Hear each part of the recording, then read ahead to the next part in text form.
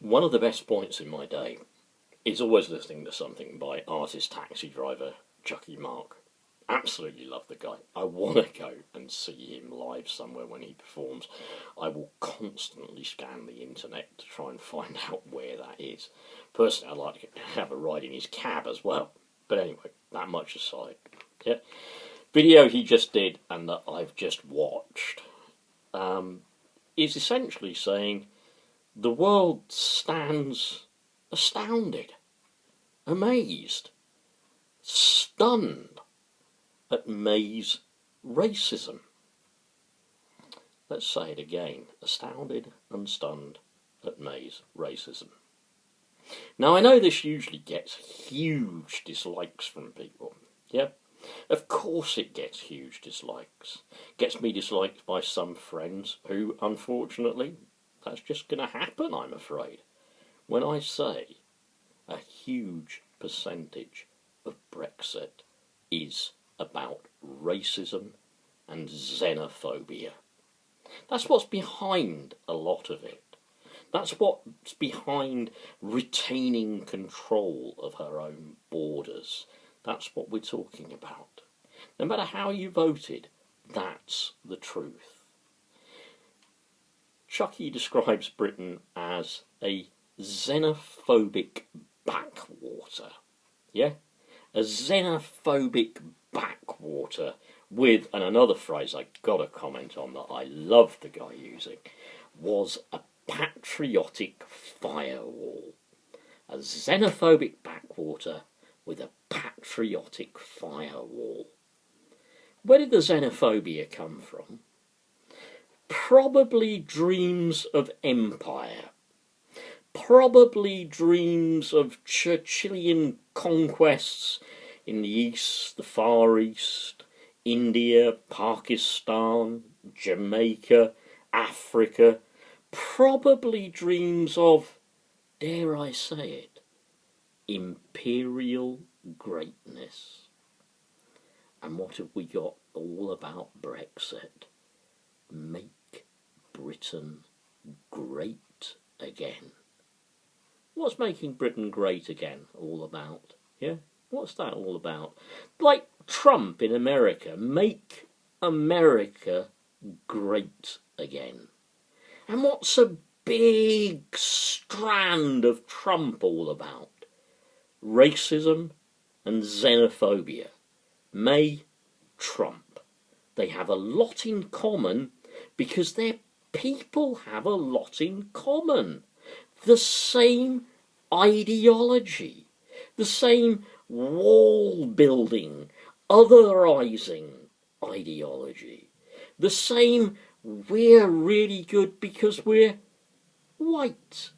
Do you know, I saw something of Trump when he went to an event at which there were people of all races, and he simply ignored people of colour. He just ignored them. He just completely turned away from them. He absolutely didn't want anything to do with them. Yeah? So you have a racist president and you have a racist prime minister.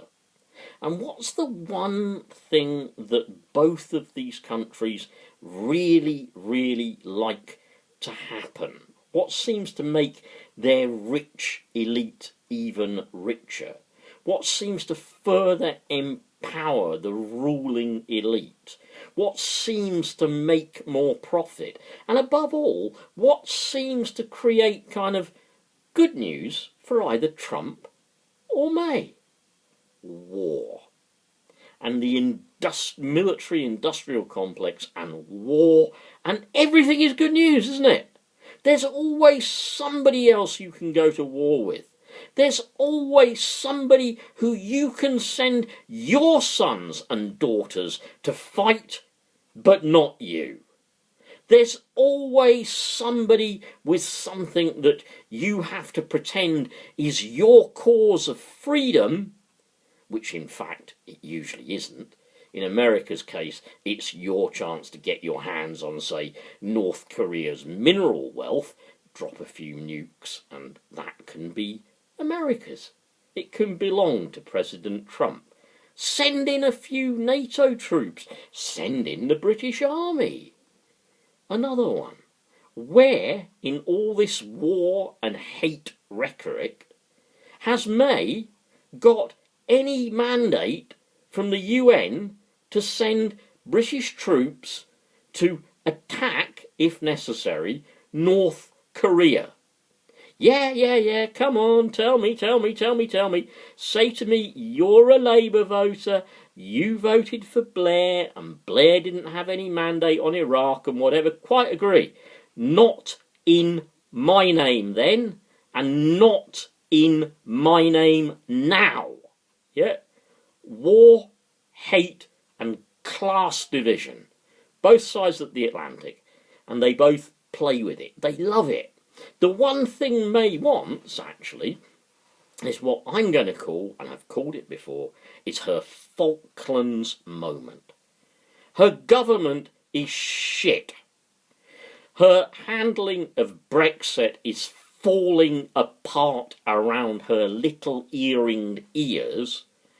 She's in the pockets of the rich and corporate class, trying her best to serve their interests, but not our interests, trying her best to make them richer, but keep us poorer, trying her best to destroy everything good in this country, to replace it with stuff that will just serve the rich and make them even richer, even to the extent of about 30,000 people whom she's managed to kill by declaring fit for work.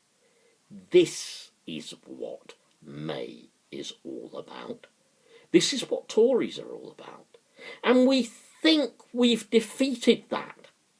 We think suddenly people are turning towards Jeremy Corbyn and Labour as they did before the election, and we think the people are getting another message now. We think they will join us. We hope they will join us. We pray they will join us.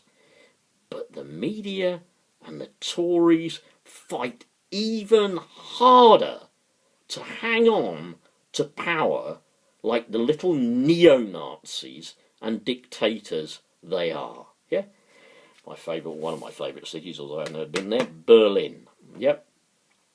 The final place, the final resting place of fascism. Well, not really, unfortunately. It's alive and perfectly well, and it's taking root in the UK as well. Come on, people. Other countries don't recognise us anymore, like he said. They look at us and think, what? They laugh at Theresa May. They laugh at her. Europe is laughing at her and Boris Johnson. They think they're funny. We're not a great country.